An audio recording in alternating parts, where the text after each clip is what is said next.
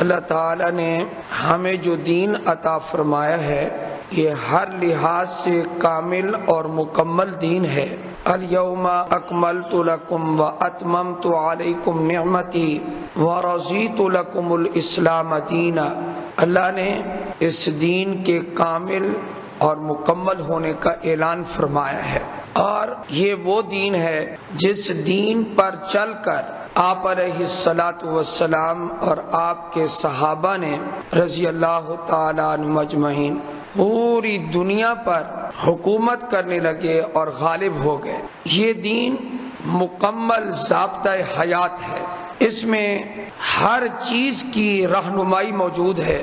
ہمارا 2-3 جمعوں سے ایک موضوع چلا آ رہا ہے کہ سیاست دین سے کوئی الگ چیز نہیں ہے، بشرطے کہ سیاست اسلامی اصولوں کے مطابق کی جائے۔ اس کے لیے ہم نے آپ علیہ الصلاۃ والسلام کا عمل، سیدنا ابو بکر صدیق رضی اللہ تعالیٰ عنہ کا عمل، حضرت عمر فاروق رضی اللہ تعالیٰ عنہ کا عمل کچھ پیش کیا ہے۔ سیدنا عثمان بن عفان رضی اللہ تعالی عنہ کو بھی اللہ نے 12 سال خلافت عطا فرمائی، انہوں نے بہت زبردست حکومت کی ہے۔ یہ شخصیات جب سامنے آتی ہیں تو ایسے لگتا ہے کہ یہ صرف عبادت گزار تھے، یا ایمان لانے میں یہ سابقین اولین میں سے ہیں۔ یہ ذہن بھی جاتا ہے کہ اس امت میں سب سے پہلے اسلام لانے والے یہ لوگ ہیں، صحابہ ہیں۔ یہ بات بالکل ٹھیک ہے، لیکن ان کی انتظامی صلاحیتوں کی طرف انسان کی نظر نہیں جاتی۔ بعد والے لوگ یہ سمجھتے ہیں کہ صحابہ رضی اللہ تعالیٰ عنہ اجمعین ایک عبادت گزار جماعت تھی، آپ کے پاکیزہ شاگرد تھے، آپ سے اخلاق سیکھنے والے تھے، آپ سے علم سیکھنے والے تھے، آپ کی صحبت پانے والے تھے۔ لیکن بہت کم لوگ ہوں گے جو یہ سوچتے ہوں گے کہ اللہ پاک نے خلفائے راشدین میں اور اصحاب رسول صلی اللہ علیہ وآلہ وسلم میں اعلیٰ درجے کی انتظامی صلاحیت اور لیاقت اور قابلیت بھی رکھی تھی۔ آج کا سیاستدان کیا جانے، اس کی سیاست 2 چیزوں کا نام ہے، منافقت اور جھوٹ۔ اس کو کیا پتا کہ انبیاء کی سیاست کیا ہوتی ہے، اس کو کیا پتا ابو بکر و عمر، عثمان و علی رضی اللہ تعالیٰ عنہ اجمعین نے کیسی سیاست کی ہے، کیسے انتظام سنبھالا ہے۔ آج کا سیاستدان وہ نہیں سمجھ سکتا اس بات کو۔ سیدنا عثمان بن عفان جہاں اور خصوصیتوں کے مالک ہیں، اللہ تعالیٰ نے ان کو یہ سعادت بھی بخشی کہ ہمارے نبی علیہ الصلاۃ والسلام کی 2 بیٹیاں رقیہ اور ام کلثوم یکے بعد دیگر حضرت عثمان کے نکاح میں آئی، اور یہ سعادت اس پوری کائنات میں کہ پیغمبر کی 2 بیٹیاں ایک کے بعد دوسری کسی کے نکاح میں آئی ہو، یہ سعادت صرف حضرت عثمان کو حاصل ہے رضی اللہ تعالیٰ عنہ۔ اعلیٰ درجے کے سخی تھے، اعلیٰ درجے کے حیا دار تھے۔ حضرت عثمان میں انتظامی صلاحیت بھی بہت اعلیٰ تھی، بلکہ نبی علیہ الصلاۃ والسلام نے یہ ارشاد فرما دیا، کیونکہ اللہ نے آپ کو بتایا تھا، اس لیے آپ نے فرمایا اے عثمان لعل اللہ یقمصک، شاید اللہ تجھے ایک کرتا پہنائے۔ لوگ کہیں گے کرتا اتارو، لیکن تم نے وہ کرتا اتارنا نہیں ہے۔ یہ حدیث میں موجود ہے، علماء نے وضاحت کے ساتھ لکھا ہے اس کرتے سے مراد خلافت کا کرتا ہے۔ چنانچہ یہ بات آپ علیہ السلام کی سچ ثابت ہوئی کہ حضرت عثمان رضی اللہ تعالیٰ عنہ کو لوگ کہنے لگے آپ خلافت چھوڑ دیں۔ حضرت عثمان نے نہیں چھوڑی، شہادت قبول کر لی۔ سیدنا عثمان بن عفان رضی اللہ تعالیٰ عنہ نرم طبیعت کے آدمی تھے۔ حضرت عثمان رضی اللہ تعالیٰ عنہ ناشر قرآن بنے۔ ناشر قرآن اپنے دور خلافت میں، آج کل کے سیاستدانوں کو تو فرصت ہی نہیں ہے۔ سیاستدان ہو مسجد کا سوچے، سیاستدان ہو قرآن کا سوچے، سیاستدان ہو دین کے بارے میں سوچے، کوئی ہو تو دکھائیں۔ حضرت عثمان کو دیکھیں رضی اللہ تعالیٰ عنہ کو، حذیفہ بن یمان صحابی رسول ہیں رضی اللہ تعالیٰ عنہ، جب آپ مختلف علاقوں سے ہو کر واپس آئے مدینہ منورہ میں، کون کون سے علاقے؟ شام، عراق، ان علاقوں سے جب آپ واپس آئے تو آ کر کیا کہنے لگے؟ اے خلیفہ عثمان بن عفان رضی اللہ تعالیٰ عنہ، میں نے لوگوں کو دیکھا ہے کہ لوگ قرآن کریم کی تلاوت کر رہے ہیں، لیکن ہر ایک کی تلاوت اپنی ہے، اپنا ایک علیحدہ پڑھنے کا طریقہ ہے، وہ ایک قرات کے ساتھ نہیں پڑھ رہے۔ شام والے وہ قرآن کو اور طریقے سے پڑھ رہے ہیں، عراق والے اور طریقے سے قرآن پڑھ رہے ہیں، مصر والے اور طریقے سے قرآن پڑھ رہے ہیں۔ تو قرآن کریم کو ایک طریقے سے نہیں پڑھا جا رہا، مختلف طریقوں سے قرآن کریم کو لوگ پڑھ رہے ہیں۔ میرا مشورہ آپ کو یہ ہے کہ آپ ان کو ایک قرات پر جمع کر دیں۔ حضرت عثمان غنی رضی اللہ تعالی عنہ نے توجہ دی، اس وقت آپ خلیفہ تھے، تو معلوم یہ ہوتا ہے وہ کیا توجہ دی، وہ میں عرض کرتا ہوں۔ خلیفہ کو چاہیے قرآن کی طرف بھی توجہ کرے، خلیفہ کو چاہیے مسجد کا بندوبست بھی کرے، خلیفہ کو چاہیے مدرسوں کا بندوبست بھی کرے، ادھر نیک کاموں کی طرف بھی توجہ کرے، ورنہ وہ مسلمانوں کا کیسا خلیفہ ہوگا جس کو نہ مسجد کی، نہ قرآن کی، نہ نماز کی، کسی چیز کی طرف توجہ نہیں۔ حضرت عثمان رضی اللہ تعالی عنہ نے سوچا کہ حذیفہ بن یمان صحیح مشورہ دے رہے ہیں۔ اب دیکھیں کارنامہ کیا ہے سیدنا عثمان رضی اللہ تعالیٰ عنہ کا۔ آپ نے فرمایا جتنے نسخے ہیں قرآن کریم کے جن جن کے پاس ہیں آج کے بعد سب ختم، ان تمام کو ختم کروا کے ایک نسخے کو جو اصلی نسخہ تیار ہوا تھا آپ کے علم میں لانا چاہتا ہوں۔ قرآن کریم کو جمع کیا تھا جو کاغذ پر لکھا ہوا تھا، ہڈی پر لکھا ہوا تھا، پتھر پہ لکھا ہوا تھا، اس قرآن کریم کو جمع کرایا حضرت ابو بکر صدیق نے رضی اللہ تعالی عنہ نے، اس کو جمع کرا کر کے اس کا ایک نسخہ تیار کروایا، اور وہ جو نسخہ تھا تیار کیا ہوا وہ حضرت حفصہ کے پاس موجود تھا۔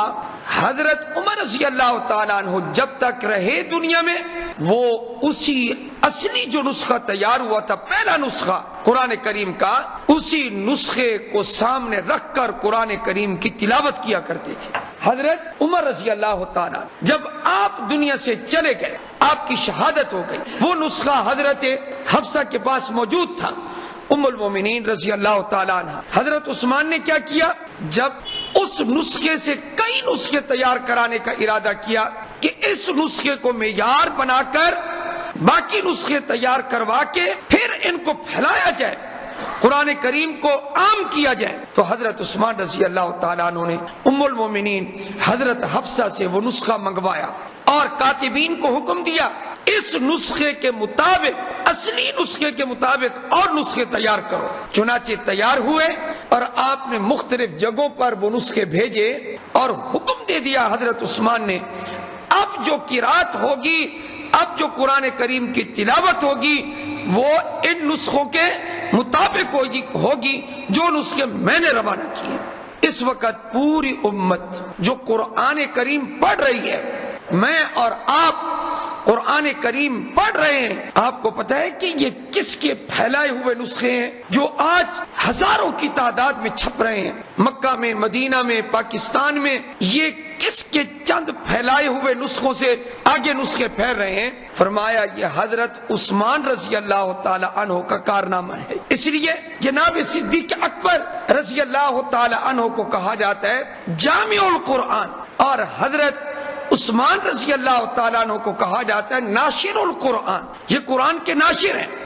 اب آپ دیکھیں کہ ہمارے سیاستدان کیا کر رہے ہیں، کسی نے کوئی قرآن کا نسخہ چھپوایا ہو تو بتائے، جی جتنے بھی آئے ہیں پاکستان جب سے بنا ہے، پاکستان کے کسی بادشاہ نے، کسی وزیر نے کوئی اپنے خرچے پہ کوئی نسخے چھپوائے ہوں وہ دکھاؤ تو صحیح۔ کوئی قرآن کی طرف حاکم وقت کو کوئی توجہ نہیں ہے، قرآن سے کوئی لگاؤ نہیں ہے، کوئی شغف نہیں ہے۔ یہ تو سارا نظام مسلمانوں کا باہمی تعاون سے چل رہا ہے۔ بعض اہل خیر کو اللہ تعالیٰ چن لیتا ہے اور ان سے اللہ یہ کام لے لیتا ہے۔ باقی کسی بادشاہ کی کوئی توجہ، آپ حضرات ماشاءاللہ مجھ سے زیادہ سیاست کو جانتے ہیں، پاکستانی سیاست کو، مجھے آپ بتائیں، آپ کو یاد ہو کہ بادشاہ کوئی آیا ہو پاکستان میں، کوئی وزیر آیا ہو، کوئی گورنر آیا ہو، کوئی وزیر اعلیٰ آیا ہو اور اس نے قرآن کے نسخے اپنے خرچے پہ یا اپنی حکومتی خرچے پہ بھی اپنے اختیارات کے ساتھ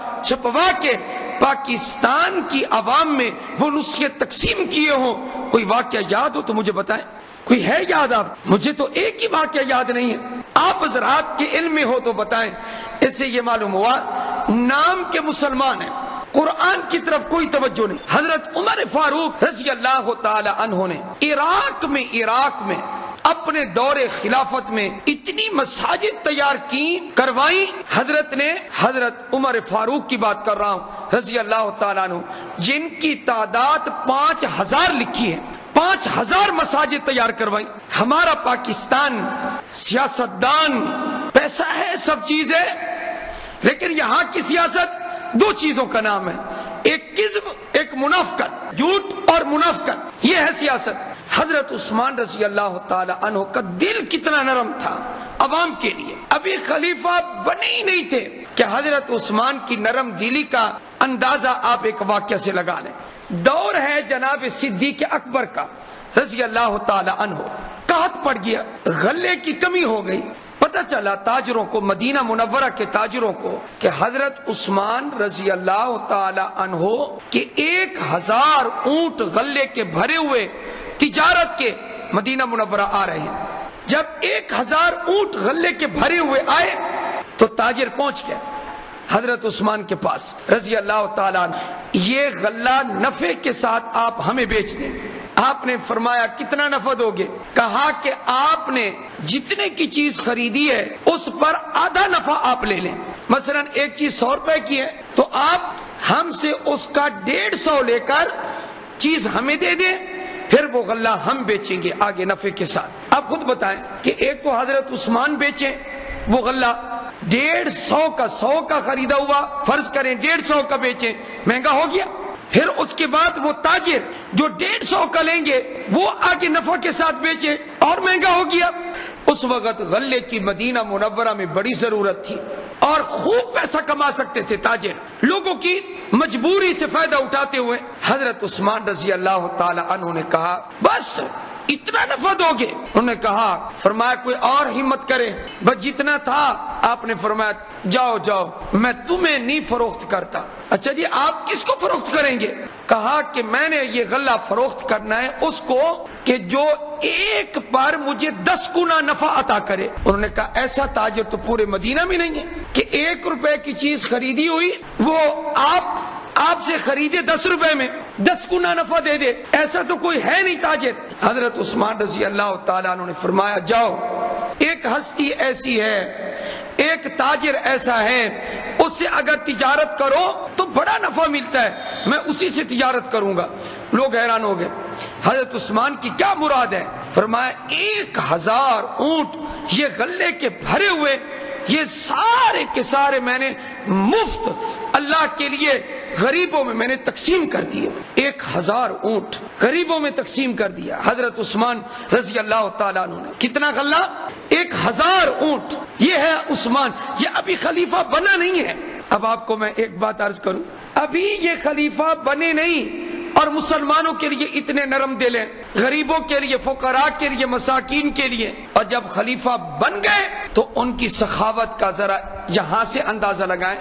آپ مینا میں حج کے موقع پر اپنا خیمہ نصب کرتے تھے، خیمہ لگاتے، خیمے کے اندر اس وقت تک آتے نہیں تھے جب تک حاجیوں کو اپنی جیب سے، اپنے خرچے سے کھانا نہ کھلا دیتے۔ یہ کون ہے؟ حضرت عثمان ہے۔ یہ اس وقت کی بات ہے جب آپ خلیفہ بنے، حاجیوں کو کھانا کھلا رہے ہیں، غریبوں کو، مسکینوں کو، برہنہ لوگوں کو کپڑا دے رہے ہیں۔ مجھے آپ یہ بتائیں، جو رعایا کے لیے نرم ہو وہی خلیفہ بننے کے لائق ہے نا؟ بولیں جی، یا جو رعایا کا خون چوسے، ٹیکسوں کے نیچے دبا دے اور مہنگائی کی وجہ سے عوام پس جائے۔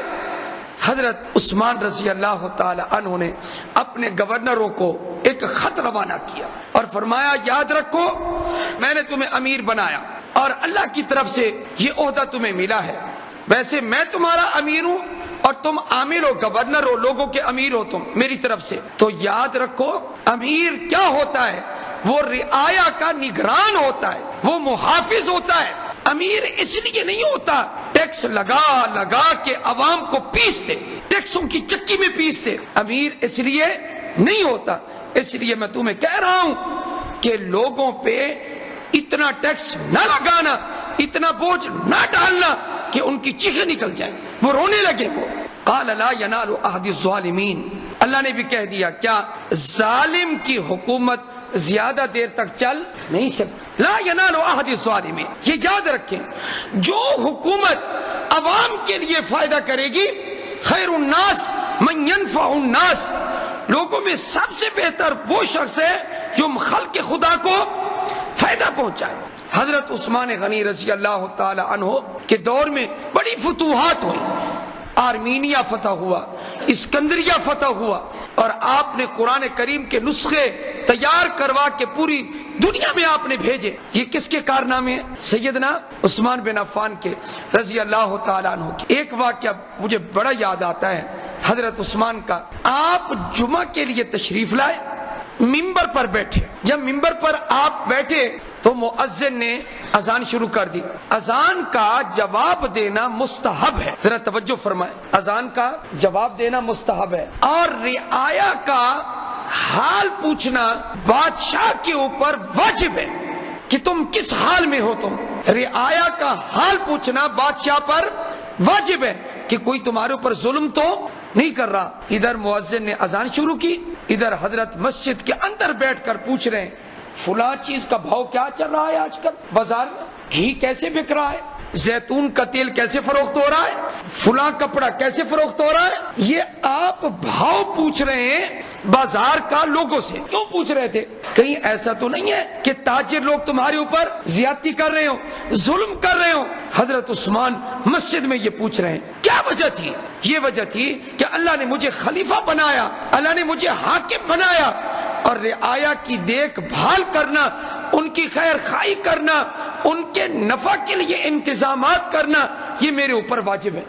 یہ تھے خلیفہ برحق راشد خلیفہ۔ اس لیے نبی پاک صلی اللہ علیہ وآلہ وسلم نے فرمایا علیکم بسنتی وسنت الخلفاء الراشدین المہدیین، میری سنت کو بھی لازم پکڑو اور میرے جو خلفاء راشدین ہیں ان کی سنت کو بھی لازم پکڑو۔ آپ صحابہ کے واقعات پڑھتے جائیں، آپ کے دل پہ ایک کیفیت اور ایک اثر طاری ہوتا جائے گا۔ حضرت علی المرتضیٰ رضی اللہ تعالی عنہ کی سیاست دیکھ لیں، آپ بالکل مزاج کے اعتبار سے مخلص، انتہائی سادہ طبیعت کے مالک تھے، لیکن بہت زیادہ ذہین تھے۔ حضرت علی المرتضیٰ رضی اللہ تعالیٰ عنہ اور دو آدمیوں کا جھگڑا ہو جاتا تو ایسا بہترین فیصلہ کرتے جو حق کے مطابق ہوتا اور کسی کا حق مارا نہ جاتا، ایسا عادلانہ فیصلہ فرماتے۔ ابن کثیر رحمہ اللہ نے لکھا ہے البدایہ والنہایہ میں، حضرت علی رضی اللہ تعالی عنہ کے پاس دو آدمی آئے، کہنے لگے جی ہمارا جھگڑا ہے، فیصلہ فرما دیں۔ ہم دو جھگڑ پڑے ایک معاملے میں، آپ ہمارا فیصلہ کر دیں۔ حضرت علی نے یہ نہیں فرمایا میری عدالت میں آنا، میرے دربار میں آنا، میں کچہری لگاؤں گا وہاں آنا۔ انصاف کتنا اس وقت سستا تھا، آج کل انصاف ہے نہیں، بلکہ آج کل تو ڈاکو زیادہ ہو گئے، چور زیادہ ہو گئے، قتل زیادہ ہو گئے، خون ریزیاں زیادہ ہو گئیں، اور فساد زیادہ ہو گئے، یہ چیزیں زیادہ ہو گئیں۔ حضرت علی رضی اللہ تعالی عنہ کیا فرماتے ہیں؟ حضرت علی رضی اللہ تعالی عنہ نے فرمایا ٹھیک ہے بیٹھ جاؤ، مجھے سناؤ، تو بھی سنا اپنی بات۔ کہاں بیٹھ کے سن رہے تھے؟ ایک دیوار تھی، دیوار کے نیچے بیٹھ گئے، اور دیوار کا حال یہ لکھا ہے مائلون، وہ دیوار ایسے جھکی ہوئی تھی یعنی گرنے کے قریب تھی، تو آپ اس دیوار کے بھی نیچے بیٹھ گئے۔ اگر وہ گرتی تو بالکل حضرت علی رضی اللہ تعالیٰ عنہ کے اوپر آ جاتی، آپ اس کے نیچے بیٹھ گئے۔ آگے آپ گئے نہیں کہ فلاں جگہ آنا، فلاں جگہ آنا۔ آج آپ بتائیں کون سا جج ہے، کون سا وکیل ہے، کون سا سیاستدان ہے، کون سا حکومتی عہدیدار ہے کہ جس سے آپ کو انصاف کی پوری توقع ہو؟ کوئی ایسا کوئی نظر آئے تو مجھے بھی بتانا ذرا، کہیں انصاف پاکستان میں ہو رہا ہو؟ حضرت علی رضی اللہ تعالیٰ عنہ اس جھکنے والی دیوار کے بھی نیچے بیٹھ گئے۔ ایک آدمی نے کہا حضرت آپ اس دیوار کے نیچے بیٹھ گئے ہیں، یہ دیوار گری تو سیدھی آپ پر آ کر گر جائے گی، مہربانی فرمائیں ہٹ کر بیٹھیں۔ حضرت نے فرمایا بس آپ اپنا کام کریں، میں علی ہوں، حضور کا صحابی ہوں، حضور کا داماد ہوں، ہم نے جن سے سیکھا ہے حضرت محمد مصطفیٰ احمد مجتبیٰ صلی اللہ علیہ وآلہ وسلم سے ہم نے عدل سیکھا ہے، ہم نے انصاف سیکھا ہے، اور انشاءاللہ جب تک میں یہاں بیٹھ کر عدل کا فیصلہ کرتا رہوں گا یہ دیوار اللہ گرنے نہیں دے گا، یہ دیوار اپنی حالت پر قائم رہے گی۔ حضرت علی رضی اللہ تعالیٰ عنہ نے چادر بچھائی ہوئی تھی، اس پر بیٹھے ہوئے تھے۔ یہ دیکھو تو صحیح عدالت کہاں لگا دی، کہاں بیٹھ کے فیصلے کر رہے ہیں؟ آپ نے دونوں کی بات سنی، حق کا فیصلہ دلائل کی روشنی میں کر دیا، پھر چادر کو جھاڑا اور ایک طرف ہو گئے اور دیوار دھڑام سے نیچے گر گئی۔ لیکن جب تک حضرت علی وہاں بیٹھے رہے، حق کا فیصلہ کرتے رہے، انصاف کا فیصلہ کرتے رہے، اللہ نے دیوار کو بھی تھامے رکھا۔ یہ عذاب کیوں آتے ہیں؟ اس لیے کہ عدل نہیں ہے، انصاف نہیں ہے، جور ہے، استبداد ہے۔ اس لیے ہمیں لوٹنا پڑے گا کس کی طرف؟ خلفائے راشدین کے نظام کی طرف۔ ہمارا یہ سلسلہ گفتگو یہ اس لیے نہیں کہ ہم کسی کا نام لے کر حمایت کریں یا کسی کی تردید کریں۔ کسی کی حمایت کریں ہمیں کیا ملے گا؟ کسی کی تردید کریں ہمیں تردید سے کیا ملے گا؟ ہم تو یہ چاہتے ہیں کہ ہمارے خلفاء راشدین کے کارنامے ہمارے نوجوانوں کے ذہن میں آ جائیں کہ وہ کیا تھے، وہ کیا ہستیاں تھیں۔ وہ ایک بات، ربیع الاول کا چاند نظر آ گیا ہے، مبارک مہینہ اس لحاظ سے ہے کہ اس میں ہمارے نبی کی پیدائش ہوئی، یاد رکھیں وفات بھی ہوئی۔ ہم اس پر گفتگو کرتے رہتے ہیں اور بعد میں کریں گے انشاءاللہ۔ لیکن ایک حدیث من گھڑت وہ نہ سنانا، کوئی کہے تو اس کو کہنا مہربانی کر یہ نہ سنانا۔ کسی نے ہمارے نبی پر جھوٹ بول دیا کہ جس نے ربیع الاول کا چاند دیکھا اور اس نے لوگوں کو بتایا، خوشخبری سنائی کہ میں نے ربیع الاول کا کیا دیکھا ہے؟ چاند دیکھا ہے۔ پہلے دیکھا اور دیکھ کر پھر لوگوں کو بتایا، اس کے گناہ معاف کر دیے جاتے ہیں، اس کی بخشش کر دی جاتی ہے۔ بالکل جھوٹ ہے، جھوٹ ہے، ایسی باتیں نہ بنایا کرو۔ اس لیے کہ نبی علیہ السلام نے فرمایا من کذب علی متعمدا فلیتبوأ مقعدہ من النار، جان بوجھ کر جو میرے اوپر جھوٹ بولے اس کو چاہیے اپنا ٹھکانہ جہنم میں بنا لے۔ ان چیزوں سے باز رہیں، بدعات سے باز رہیں، اور کسی قسم کا وہ کارنامہ نہ کریں جو ہمارے صحابہ نے نہیں کیا۔ اچھا آپ زیادہ عاشق ہیں یا حضرت بلال زیادہ عاشق تھے؟ ایک دن بھی آپ کو مار پڑی ہے جو توحید کے راستے میں، عشق رسول کے راستے میں میرے بلال کو پڑی تھی؟ کبھی تھپڑ بھی کھایا ہے اس کے لیے؟ بنے پھر رہے ہیں بڑے عاشق اور بدعتیں ایجاد کر رہے ہیں۔ کل بدعت ضلالہ وکل ضلالۃ فی النار، ہر بدعت گمراہی ہے اور ہر گمراہی کھینچ کے جہنم میں لے جائے گی۔ نبی علیہ السلام نے فرمایا، اور فرمایا من احب سنتی فقد احبنی، جس نے میری سنت سے محبت کی بے شک اس نے مجھ سے محبت کی۔ ومن احبنی کان معی فی الجنہ، سنت پر چل کر جو مجھ سے محبت کرے گا وہ جنت میں میرے ساتھ ہوگا۔ بدعت سے دور رہیں، ہمیں ان بدعات سے کوئی تعلق نہیں۔ لوگ کہتے ہیں عشق رسول کا اظہار کر رہے ہیں، ہم کہیں گے سنت کے دائرے میں۔ کس میں کریں؟ سنت کے دائرے میں۔ کل آپ ڈھول لے آئے، ناچنا شروع کر دیں، بھگنا ڈالنا شروع کر دیں اور کہیں کیا عشق رسول کر رہا ہوں، خوشی میں ناچ رہا ہوں، یہ جائز ہو؟ بولے ایسے کام جائز ہو؟ ان کاموں سے بچیں۔ اللہ ہم سب کو سنت پر عمل کی توفیق عطا فرمائے۔